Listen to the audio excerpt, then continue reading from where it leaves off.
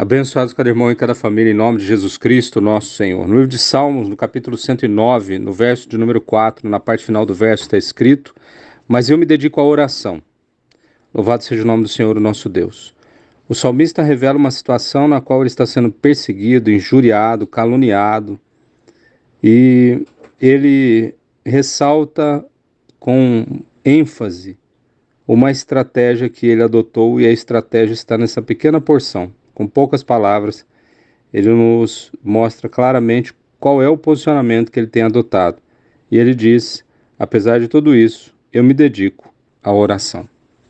Quando nós meditamos nessa palavra, nós entendemos coisas importantes. Primeiro, que a oração não deveria ser o nosso último recurso. Depois que tudo já naufragou, já deu errado, aí a gente vai lá e faz uma oração. Não, não é isso. Os discípulos de Jesus não conseguiram expulsar um demônio e as pessoas que estavam em volta ficaram perplexas porque Jesus desceu do monte depois de passar o final da madrugada, o início da manhã orando. Ele chega até lá e dá um comando, o demônio sai. E os discípulos depois buscam Jesus e perguntam por que eles não conseguiram fazer aquilo.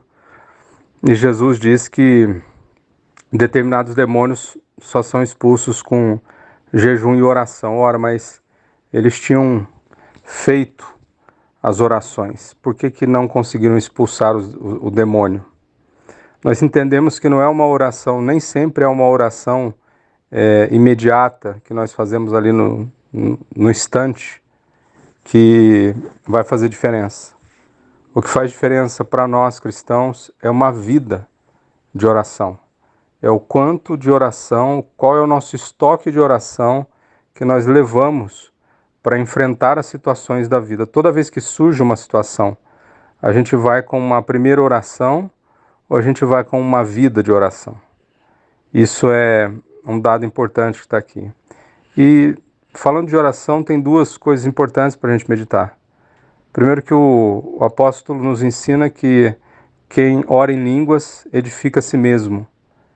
Ou seja, o quanto que nós investimos na nossa própria edificação, de forma que o homem que ouve a palavra e a pratica é comparável àquele que construiu a sua casa sobre a rocha.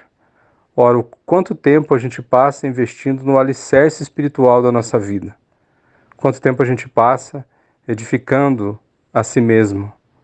Pois o apóstolo fala que a maneira de fazer isso é orando em línguas.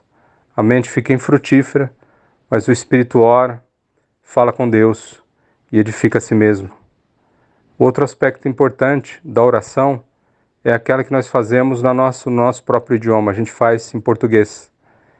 E essa oração que nós falamos na nossa língua natural, na nossa língua humana, ela é importante a gente pensar que nós podemos orar várias coisas. Tem dois tipos de oração que Deus não atende: aquela que a gente não fez e aquela cujo pedido, caso atendido, nos afasta do propósito de Deus para nós. Portanto, quanto mais nós oramos com base na palavra de Deus, mais eficaz fica o nosso modo de orar. É o mesmo que dizer: Senhor, fique à vontade para fazer nas nossas vidas aquilo que o Senhor já decidiu fazer. Manifesta em nós as realidades espirituais que o Senhor já consumou na cruz. Quando Jesus dá o brado e diz Tetelestai, ele disse que tudo estava completado, tudo estava consumado. Ele se fez pobre para que a gente pudesse enriquecer, o castigo que nos traz a paz ele já tinha levado sobre si, ele se fez ferido para que nós fôssemos sarados, e tudo isso já estava consumado na cruz. Quando nós oramos com base na palavra de Deus, nós oramos para que aquilo que já é realidade no coração dele se manifeste nas nossas vidas.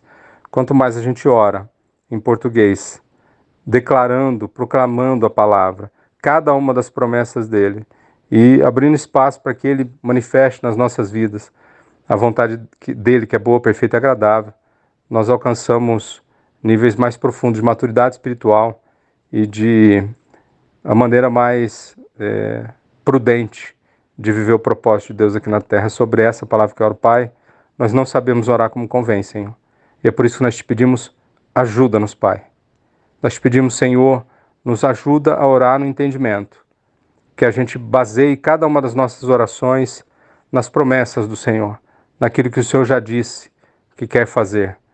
E o Senhor nos ensinou que o Senhor bem sabe quais são os planos que o Senhor tem a nosso respeito. São planos de paz e de bem, para nos dar um futuro e esperança. Mas nos ajuda também, Senhor Deus, a encontrar no Senhor inspiração, força e disciplina, para que nós possamos orar, para que haja edificação das nossas vidas, para que na nossa fraqueza o Teu poder se aperfeiçoe, para que a meninice espiritual fique para trás e que a gente possa crescer até alcançar a verdadeira estatura de Cristo, segundo o Teu coração, conforme o Teu poder. É isso que eu te peço, Pai.